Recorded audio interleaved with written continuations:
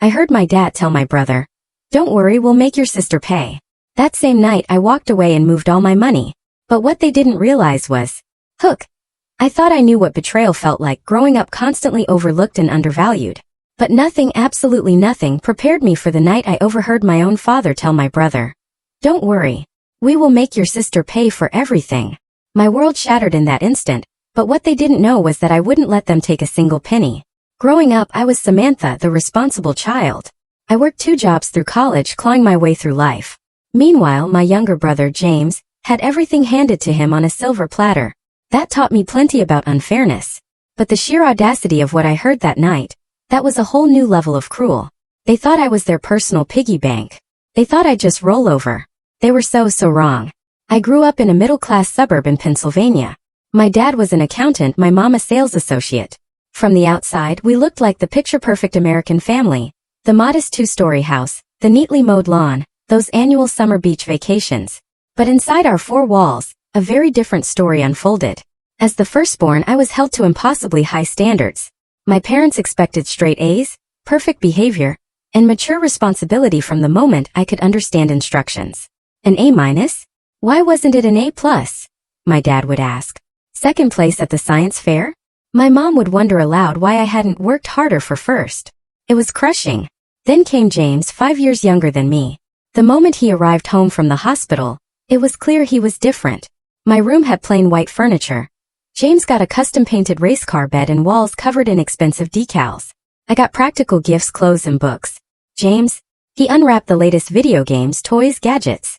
"Your brother is still little," my mother would explain. "Boys need more encouragement," my father would add. As if being a girl somehow made me naturally immune to disappointment and neglect. It felt like a punch to the gut every time. By 10 I was doing dishes, helping with laundry, keeping my room spotless. James, meanwhile, left trails of toys and snack wrappers everywhere, completely consequence-free. "Just pick up after him," my mother would sigh when I complained. "He's just being a boy." At 12, babysitting was added to my list. I became the unpaid caretaker whenever my parents went out. "You're so mature for your age," they'd say, as if it was a compliment, not a burden they'd forced on me. Christmas when I was 14 still stings. I'd been asking for a laptop for school for months, researching affordable options. On Christmas morning, I unwrapped a second-hand laptop that barely functioned. 2 hours later, James tore open a brand new gaming computer that cost 3 times what I'd asked for. "Your brother needs it for his games," my father explained, seeing my face. "And you know, those games help with hand-eye coordination and problem-solving. What about my education? What about my needs?" The questions burned in my mind, but I knew the answers. At 16, I got my first job at a grocery store, working weekends and summers. Not because I wanted to, but because I needed my own money. James got generous allowances for simply existing. I worked 20 hours a week just to afford basics they gave him freely. "It builds character," my father said about my job, patting me on the shoulder, as if he were doing me a favor by forcing me into early adulthood. High school brought more of the same. I needed money for a school trip to DC. "Use your savings," they said. 6 months later, they paid for James to attend a 2-week computer camp that cost twice as much. "Your brother needs these opportunities for his future," my mother explained. My future, it seemed, wasn't worth the same investment. The pattern continued through every birthday, holiday, milestone. James received celebrations and rewards. I received expectations and responsibilities. My achievements were met with nods and quick acknowledgments. His mediocre accomplishments were celebrated with parties and expensive gifts. What hurt the most wasn't the material differences, substantial as they were. It was the emotional investment they poured into James, leaving me to fend for myself. They attended every one of his soccer games, cheering loudly, but missed my honor society induction because something came up at work. They framed his participation certificates in middle school art projects, while my academic awards collected dust in a drawer. Through it all, I watched James transform from a spoiled child into an entitled teenager. He expected things to be done for him, threw tantrums when told no, and developed a shocking lack of empathy. By 18, he could barely do his own laundry or prepare a simple meal. My parents just laughed it off as typical boy behavior, and continued to coddle him. Meanwhile, I retreated further into myself, building walls around my heart, focusing on the one thing I could control, my own future.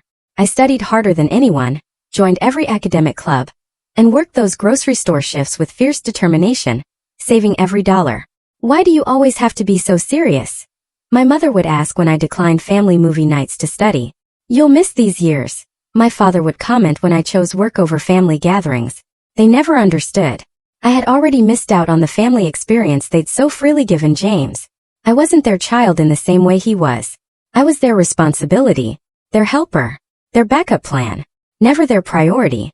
By the time I graduated high school as valedictorian, I'd already accepted that my success would always be viewed as expected, not exceptional. As I stood at the podium delivering my speech about perseverance and hard work, I saw my parents in the audience. They were nudging James to pay attention, not watching me with pride. That night, as relatives congratulated me, I made a silent promise. I would build a life so successful, so undeniably impressive, that even they would have to acknowledge my worth. Not because I still craved their approval, but because I needed to prove to myself that I was not the afterthought they'd made me feel like for 18 years. Little did I know this decision would lead to the most painful betrayal of all, and ultimately to my freedom. The summer after graduation passed in a blur of long shifts in college preparations. I'd been accepted to a respected state university with a partial academic scholarship, covering about 40% of tuition. A proud achievement, but a huge financial gap remained. "We need to talk about college," my father said one evening in July, calling me into his home office. My mother sat beside him, her expression carefully neutral. I knew this conversation was coming. For years, they'd made vague references to helping with my education. But that evening, sitting across from them, I watched as they exchanged glances before my father cleared his throat. "We've reviewed our finances," he began, shuffling papers, "and we've determined that we cannot contribute to your college expenses." The words hit me like a physical blow, though I'd half expected them. What came next hurt even more. "We need to save for James's education," my mother added softly. "You know how prestigious those computer science programs are. They cost a fortune." James was still 3 years away from college. Yet his education was already taking priority over mine. "I understand," I said, because what else could I say? Arguing would change nothing. Crying would only give them the satisfaction of seeing me break. Instead, I asked practical questions about financial aid forms and student loans, taking notes as if this were a business meeting, not another parental betrayal. That night, I revised my budget spreadsheet and applied for every additional scholarship I could find. I also applied to 3 more part-time jobs near campus, knowing I'd need to work at least 20 hours weekly to afford books, housing, and the portion of tuition my scholarship didn't cover. By September, I had secured 2 jobs, 15 hours a week at the university library and weekend shifts at a coffee shop near campus. Between classes, work, and studying, I averaged about 5 hours of sleep a night that first semester. My tiny dorm room became my sanctuary, the first space that was truly mine. I decorated it minimally with secondhand finds, focusing on creating a peaceful environment for the little time I actually spent there. My roommate, Alyssa, quickly became a friend, often expressing concern about my punishing schedule. "You can't keep this up for 4 years, she warned one night, finding me studying at 3 a.m. after a closing shift. "Watch me," I replied, not looking up from my textbook. The exhaustion was real. There were mornings I could barely drag myself out of bed. Nights I fell asleep with my face pressed against my laptop keyboard. I caught every cold that circulated through the dorms that first winter, my immune system weakened by stress and lack of sleep. But I never missed a class, never turned in an assignment late, never failed an exam. And most importantly, I never asked my parents for a single dollar. They called occasionally, brief conversations that focused mostly on James's latest achievements. He'd made the varsity soccer team. He'd been selected for an advanced computer science program. He needed a new laptop. "We just bought him the newest MacBook Pro," my mother shared during one call. "It cost a small fortune, but your father says it's an investment in his future." I thought about my own ancient laptop, held together with duct tape, but said nothing. During my sophomore year, I declared a major in finance, discovering a genuine passion for the subject beyond its practical career prospects. Numbers made sense to me. Algorithms didn't play favorites or change the rules. There was a clarity and fairness in the world of finance that I'd never experienced in my family life. I excelled in my classes, earning the respect of professors who began to mentor me and recommend me for internship opportunities. The summer after my junior year, I landed a coveted internship at a financial firm in New York City. The position paid enough for me to afford a tiny sublet and save a small amount, my first taste of the financial independence I craved. That internship changed everything. My performance impressed senior management enough that they offered me a full-time position upon graduation, with a starting salary that seemed astronomical to someone who had been counting pennies for years. When I called my parents to share the news, their response was predictably underwhelming. "That sounds nice, honey," my mother said. "Oh, before I forget, James got accepted to that computer science summer program at MIT. We're so proud of him." By the time I graduated summa cum laude with my finance degree, I had worked thousands of hours across multiple jobs, taken out the minimum student loans possible, and secured a position that would allow me to repay those loans within 2 years if I lived frugally. At 22, I moved to New York City and began my career in earnest. My tiny studio apartment was a luxury compared to the shared dorm rooms and summer sublets I'd grown accustomed to. For the first time, I could buy groceries without checking prices on every item, and occasionally treat myself to small indulgences like takeout coffee or a new book. I opened multiple savings accounts, each with specific goals: emergency fund, student loan repayment, future home down payment. Every paycheck was carefully allocated, the majority going to savings rather than spending. The habits of frugality formed during college were not easily broken. Even as my income grew, my hard work at the financial firm paid off quickly. I volunteered for challenging projects, worked longer hours than required, and consistently exceeded performance metrics. My first promotion came after 18 months, followed by another a year later. Each step up the corporate ladder meant increased responsibility, but also increased compensation and benefits. By 26, I had repaid my student loans in full, built a 6-month emergency fund, and begun investing aggressively for retirement. At 27, I had saved enough for a down payment on a small but well-located 1-bedroom condo in Brooklyn. The day I signed those mortgage papers was perhaps the proudest moment of my life. I had a home that was truly mine, purchased with money I had earned through years of sacrifice and determination. Throughout these years, my relationship with my family remained distant but cordial. I called on birthdays and major holidays. I sent appropriate gifts for Christmas and anniversaries. I visited Pennsylvania once or twice a year for brief, often awkward visits where the conversation revolved around James and his pursuits. James had eventually gone to college, though not the prestigious computer science program my parents had anticipated. After mediocre high school grades, he had settled for the same state university I had attended, though with the full financial support of my parents. From what I gathered during those stilted family conversations, he changed majors 3 times, took 5 years to graduate with a general business degree, and moved back home afterward, ostensibly to figure out his next steps. At 28, I had built the independent life I had promised myself as a teenager. I had financial security, career success, a home of my own, and a small but loyal circle of friends who had become my chosen family. I had proven to myself that I could survive and thrive without the support that had been so freely given to my brother. And then came that fateful weekend visit home that would change everything. It was my mother's 55th birthday that brought me back to Pennsylvania that April weekend. Despite our complicated relationship, I had never missed acknowledging her birthday with at least a card and gift. This year, I had decided to make the trip home partly out of obligation and partly because it had been nearly 8 months since my last visit. I arrived Friday evening with an expensive handbag my mother had been hinting about for months, wrapped elegantly with a card expressing more warmth than I typically felt. My father greeted me with his usual distant politeness, offering a brief side hug before returning to the baseball game on television. "Samantha, you finally made it," my mother said, accepting the gift with a smile that didn't quite reach her eyes.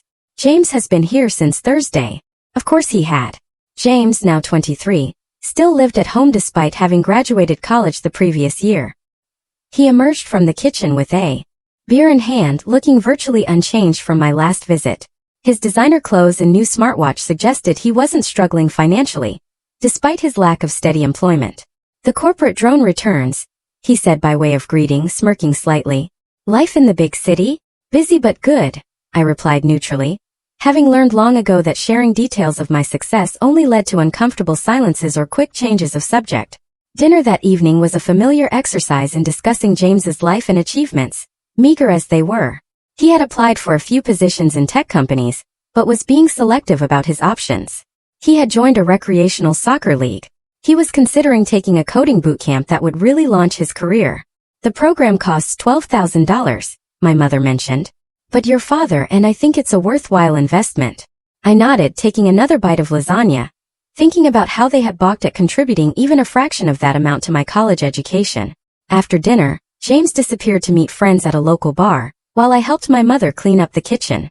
We made small talk about her friends, her garden club activities, the neighbor's new renovation project.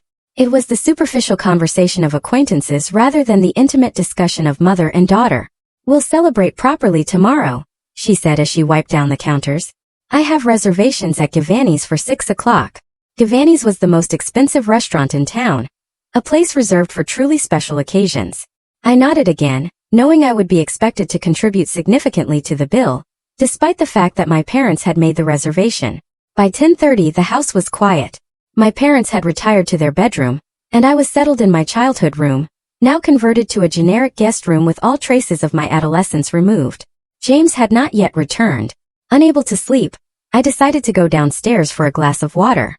The house was dark as I quietly made my way down the stairs, careful to avoid the third step that had always creaked. As I approached the kitchen, I heard the front door open and close softly, followed by hushed voices.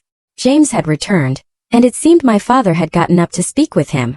I froze in the hallway, not wanting to interrupt what sounded like a serious conversation. I was about to turn back when I heard my name. Samantha doesn't need to know, my father was saying, his voice low but clear in the quiet house. This stays between us. I should have walked away then. Some part of me knew that whatever I was about to hear would change things irrevocably.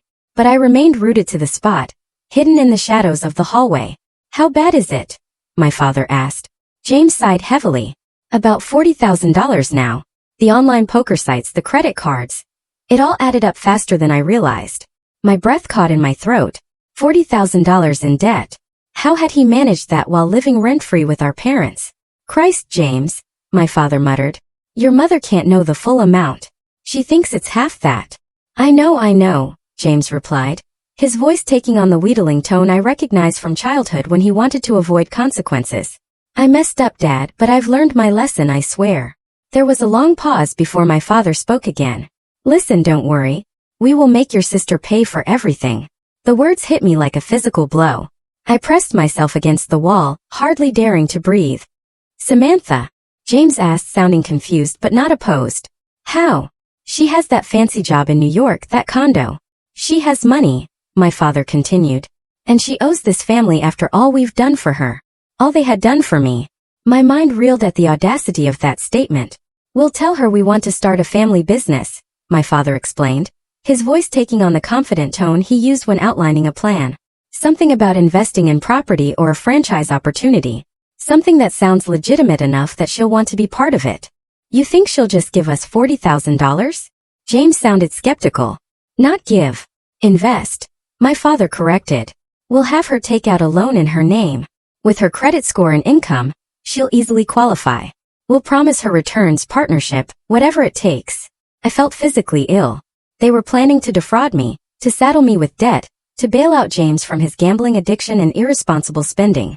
What if she asks to see business plans, or wants to consult her financial advisor? James asked. My father chuckled. You know your sister. Always so desperate for family approval. We'll tell her this is her chance to finally be part of something important with the family. That emotional angle will cloud her judgment.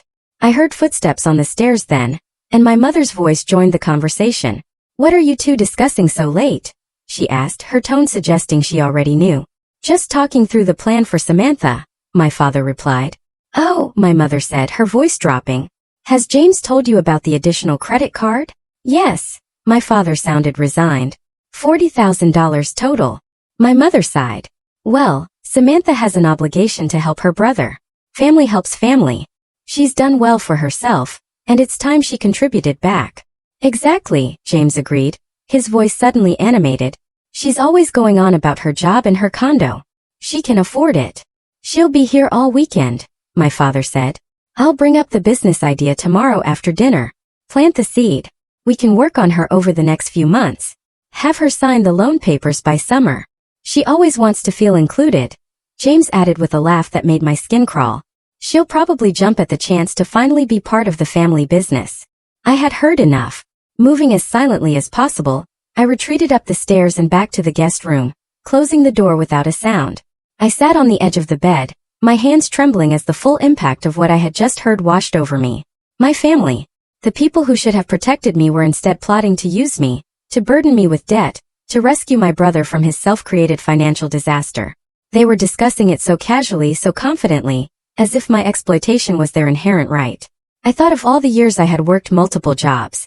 The nights I had gone to bed hungry to save money. the countless sacrifices I had made to build financial security for myself. And they planned to take it all away with one manipulative scheme. In that moment, something broke inside me.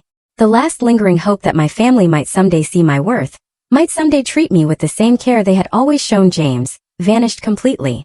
As I sat in that dark room that no longer held any traces of my childhood, I knew with absolute certainty what I needed to do. I didn't sleep that night. How could I, knowing what I now knew? Instead, I sat cross-legged on the guest room bed, my laptop open, and methodically worked through what needed to be done. My mind felt strangely calm, operating with a clarity that comes only in moments of crisis. The shock and hurt were there, lurking beneath the surface, but I pushed them aside to focus on protecting myself. First, I reviewed my financial situation. My savings were substantial, but spread across multiple accounts. My investments were doing well, but would incur penalties if liquidated early. My condo had built equity, but accessing it would require refinancing. I needed to ensure everything was secure and inaccessible to my family. Next, I considered the personal aspect. The finality of what I was about to do weighed heavily on me. This would not be a temporary distance or a cooling-off period. This would be a fundamental severing of family ties. Was I prepared for that? I thought about my childhood, the countless instances of favoritism, the dismissal of my achievements, the constant expectation that I would fend for myself while James received everything. I thought about college, working myself to exhaustion while my parents funded James's education without question. I thought about all the birthdays and holidays where my gifts were practical afterthoughts, while James received exactly what he wanted. And now the ultimate betrayal. Planning to saddle me with debt to cover his gambling losses and extravagant spending, using my desire for family connection against me. Yes, I was prepared to cut ties. I had already been alone in all the ways that mattered for most of my life. I opened my bag and quietly gathered the few belongings I had brought for the weekend. I repacked my toiletries, folded my clothes, and zipped my suitcase without making a sound. I left my mother's birthday gift on the dresser. Despite everything, I wouldn't take back a gift once given. On a hotel notepad I had brought from my last business trip, I wrote a brief note. Had an emergency at work. Had to return to New York immediately. Happy birthday, Mom. No apology, no elaboration. They would assume I had left in the morning, giving me valuable hours before they realized I was truly gone. Then I settled in to wait. I needed the house to be deeply asleep before I made my move. At 2:30 in the morning, I finally heard James return from wherever he had gone after his conversation with our parents. His heavy footsteps passed my door, followed by the sound of his bedroom door closing and locking. By 3 a.m. the house was silent, except for my father's distant snoring. I picked up my suitcase, slipped my feet into my shoes, and eased the guest room door open. The hallway was dark, but I knew this house well enough to navigate without light. I crept down the stairs, avoiding the creaky third step, and made my way to the front door. For a moment I paused in the entryway, looking back at the darkened house that had never truly been a home to me. This would likely be the last time I stood here. The thought brought no sadness, only a sense of long overdue liberation. I slipped out the front door, closing it gently behind me. My rental car was parked in the driveway, and I thanked my earlier self for choosing to rent a car rather than letting my parents pick me up from the airport as they had offered. The night was cool and clear as I drove away from my childhood home for the final time. I did not look back in the rearview mirror. I checked into an airport hotel 20 minutes away, choosing a national chain where I could earn points. The night clerk barely looked up from his phone as he processed my information. By 4 a.m., I was finally in a clean, anonymous hotel room, ready to execute the next phase of my plan. I opened my laptop and logged into my primary bank account. I transferred most of the balance to a secondary account at a different bank, one my parents did not know existed. I left just enough in the primary account to avoid fees. Next, I called the 24-hour customer service line for my credit cards. I reported that I suspected potential fraud attempts might be made in my name and requested additional security measures. For my main card, I requested a complete freeze on new charges until further notice, claiming I had lost my wallet. This would result in a replacement card being sent to my New York address, making my current card unusable. I emailed my financial advisor requesting an urgent video call the following day to review my entire portfolio and increase security measures on all accounts. I was vague about the reasons but emphasized the urgency.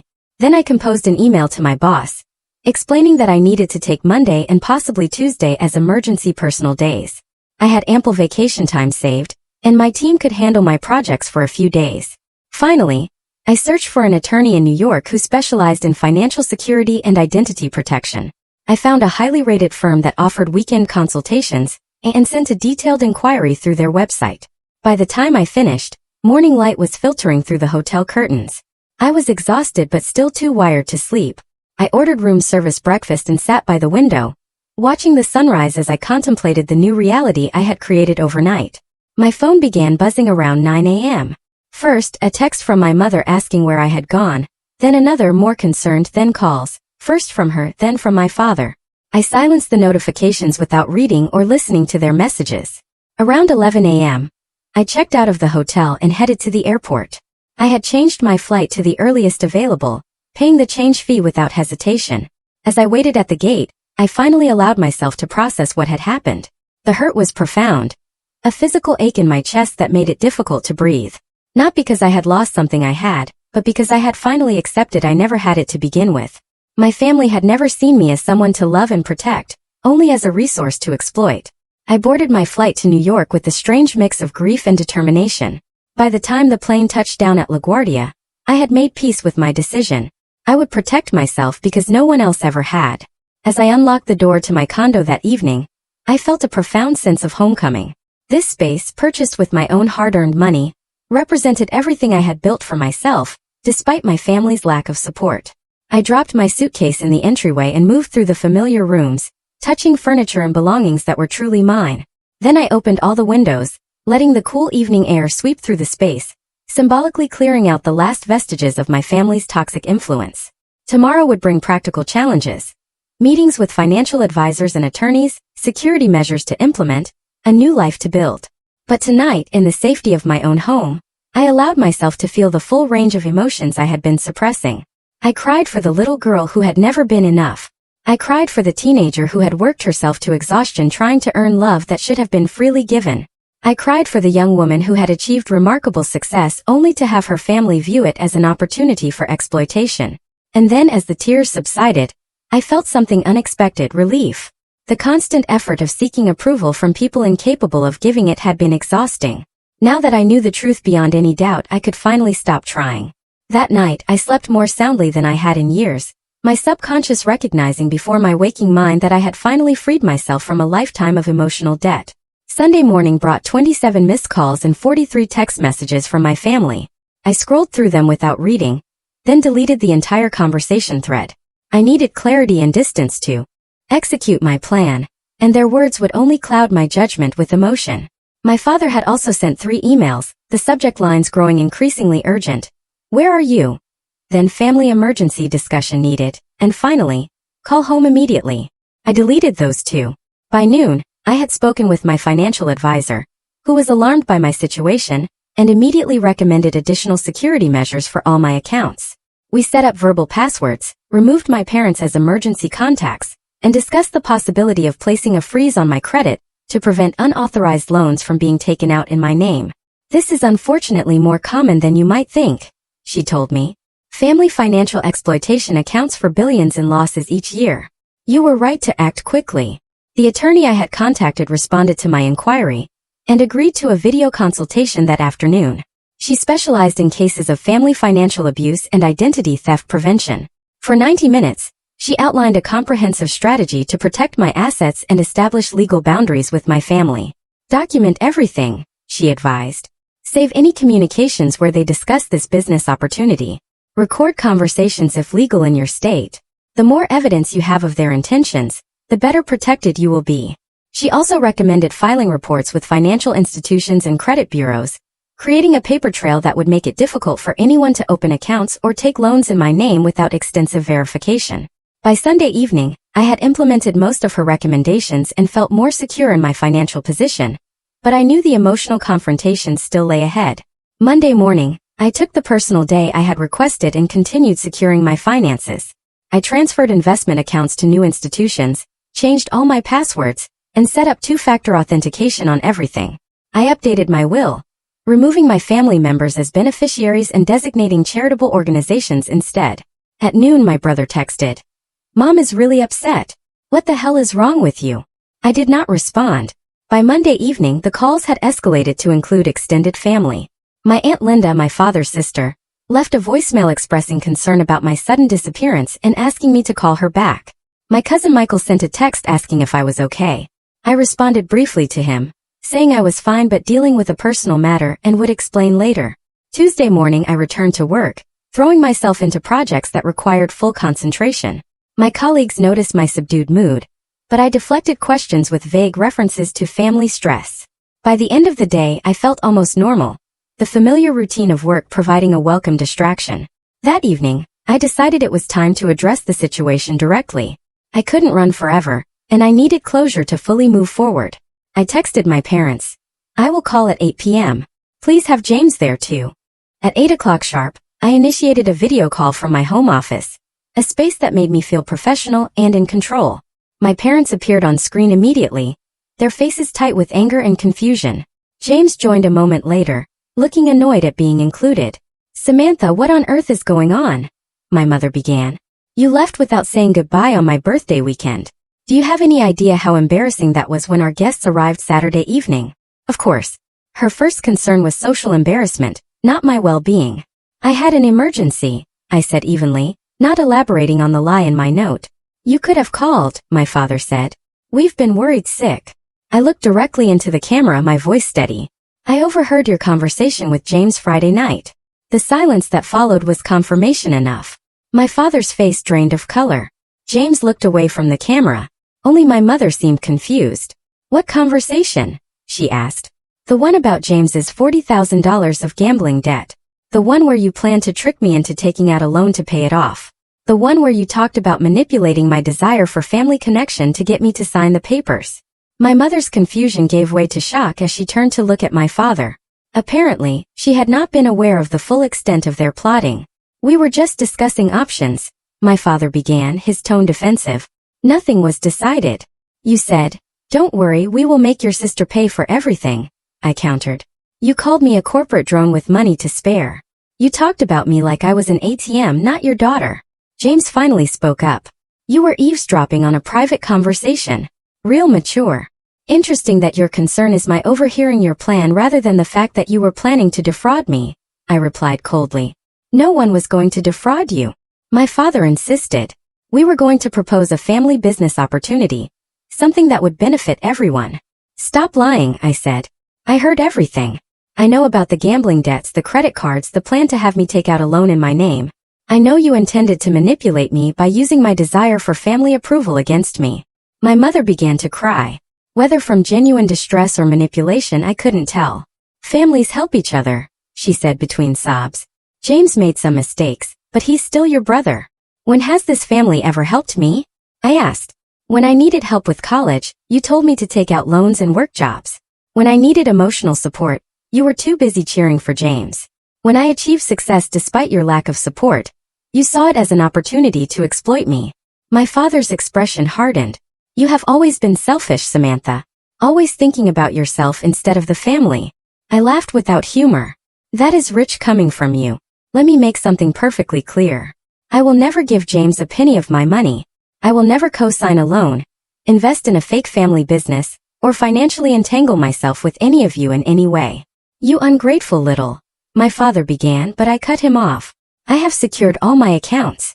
I have consulted with attorneys. I have documented this conversation. If you attempt to access my finances or use my identity in any way, I will press charges without hesitation." James scoffed. "Always so dramatic."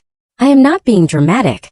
I am protecting myself from the people who should have protected me, but instead saw me as a resource to exploit. What will people think when they hear how you have abandoned your family?" my mother asked, her voice rising. "What will we tell everyone?" "Tell them whatever you want," I replied. "But know that if you spread lies about me, I will tell the truth about you. All of it. The lifelong favoritism, the financial neglect, and now this attempt to saddle me with debt to cover James's gambling addiction." "You wouldn't dare," my father said. "Try me," I challenged. "I have nothing to lose." "You made sure of that by never giving me the family support I deserved."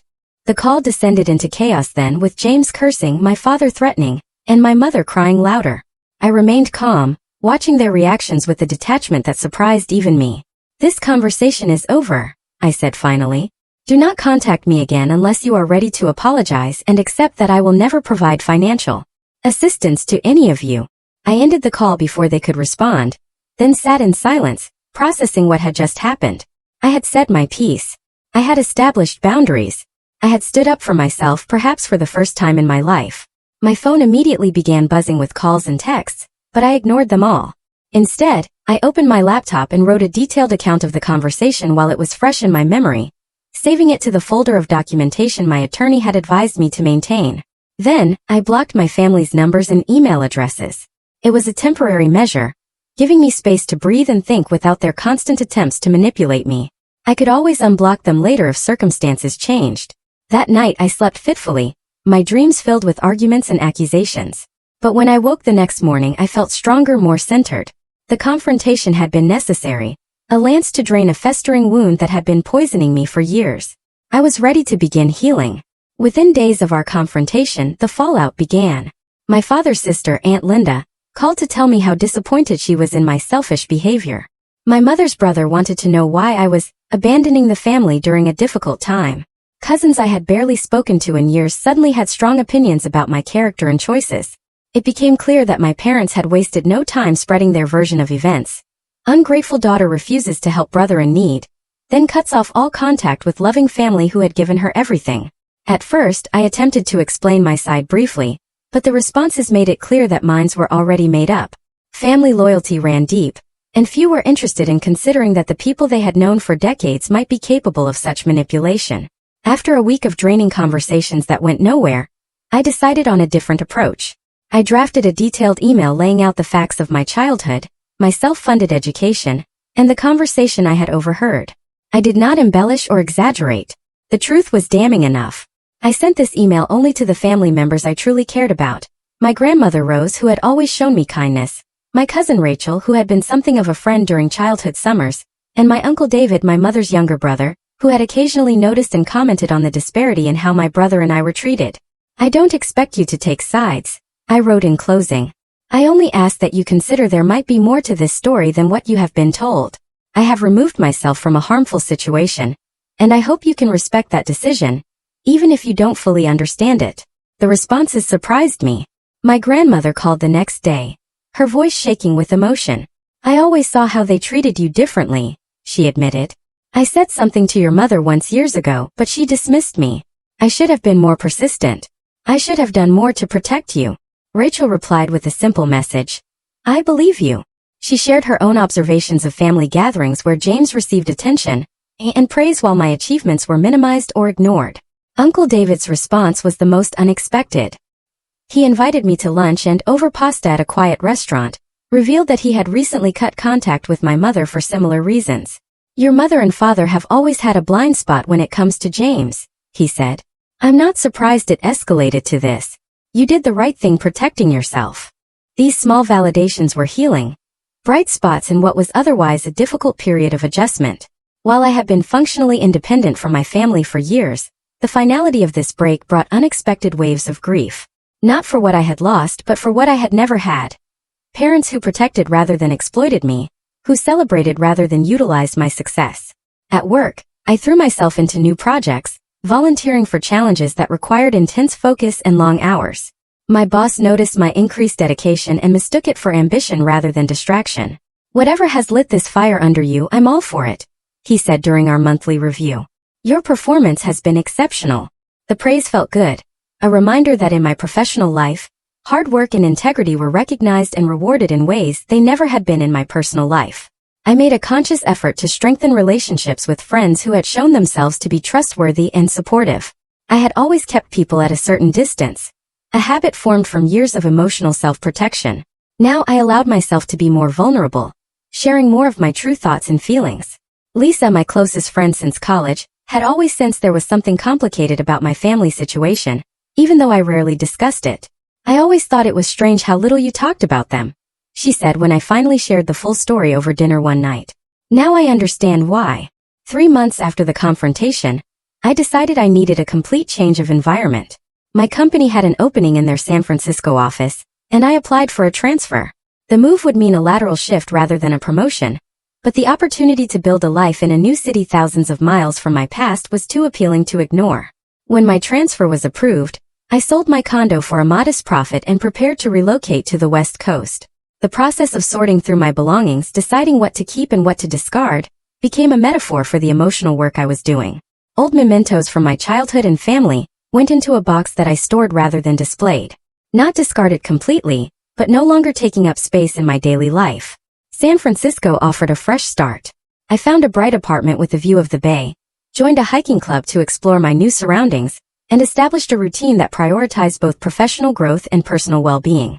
In my new city, I also found an unexpected resource, a support group for adults from dysfunctional families. The first meeting was uncomfortable, sitting in a circle with strangers, admitting aloud that the people who should have loved me most had instead seen me as a resource to exploit. But as others shared their stories, I recognized patterns and feelings that mirrored my own. The relief of being truly understood was profound. Week after week I returned, gradually opening up more about my experiences and listening as others did the same. Through the group I met Aiden, whose parents had remortgaged their house in his name without his knowledge, and Taylor, whose mother had systematically turned family members against her when she refused to continue funding her mother's extravagant lifestyle. Their stories were different from mine in details, but similar in essence. Family members who viewed love as transactional, care as conditional. The hardest part, Taylor said during one session, is accepting that they will never be the parents you needed them to be. That no matter what you do, how successful you become, how perfectly you behave, they will never see you clearly or love you properly. Her words resonated deeply.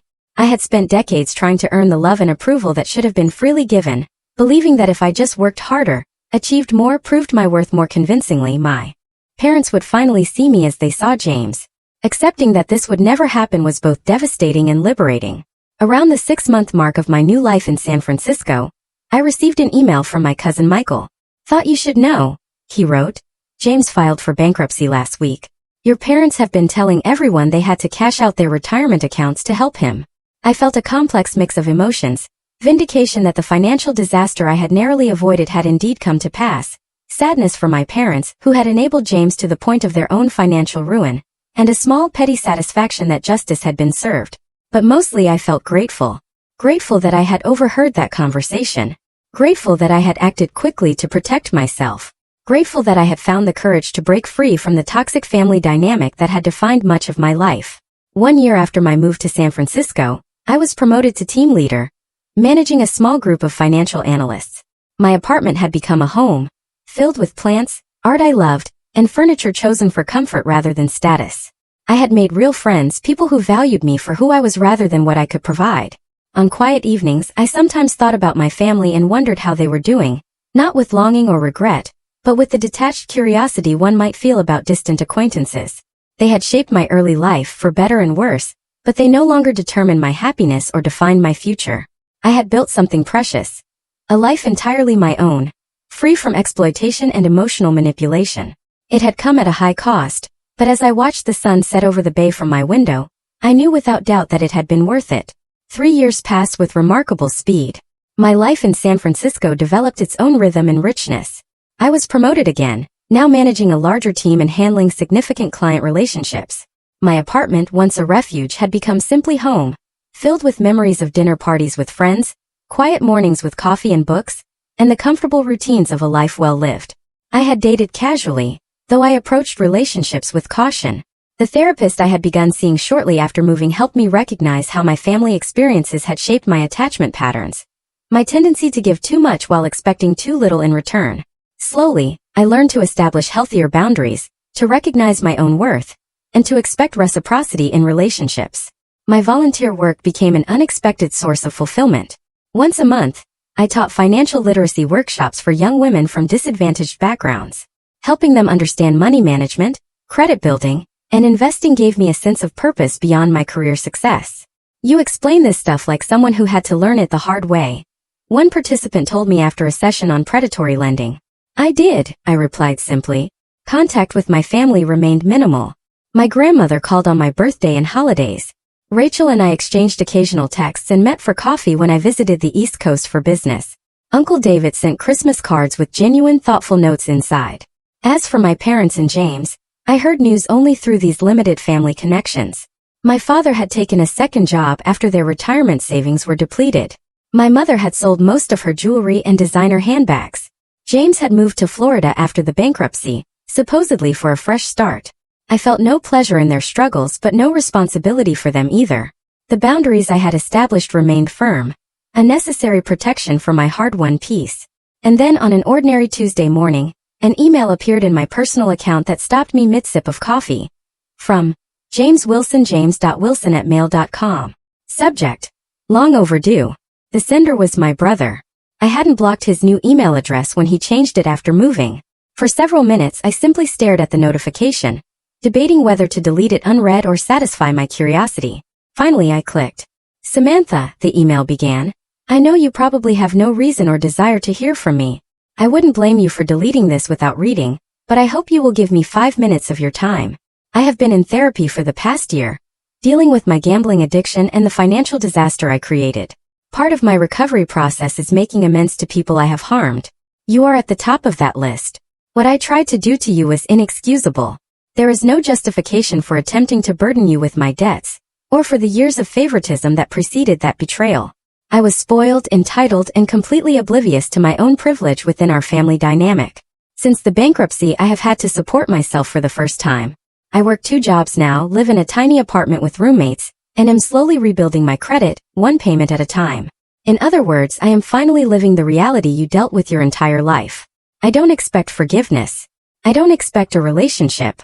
I simply wanted you to know that I recognize the harm I participated in, and I am genuinely sorry. James. I read the email 3 times, searching for manipulative undertones or hidden agendas. Finding none, I closed my laptop without responding and went to work, turning the message over in my mind throughout the day.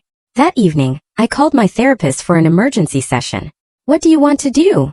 She asked after I read her the email. I don't know, I admitted. Part of me thinks responding in any way reopens a door I closed for good reason. And the other part? She asked. I considered the question carefully. The other part wonders if people can truly change. If the brother who was willing to defraud me could become someone capable of genuine remorse.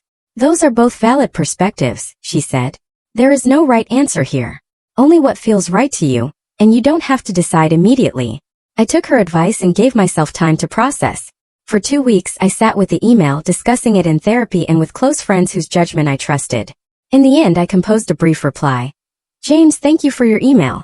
I appreciate the apology and am glad to hear you are working on yourself.